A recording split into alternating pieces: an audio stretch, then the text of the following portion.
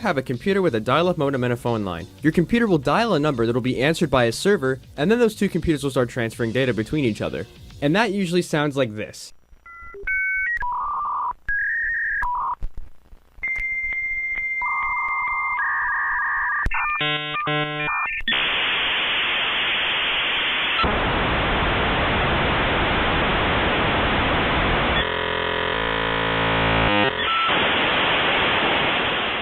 So that is how people connected to the internet from the early 90s to even the early 2000s. The goal for this video is to include that into my retro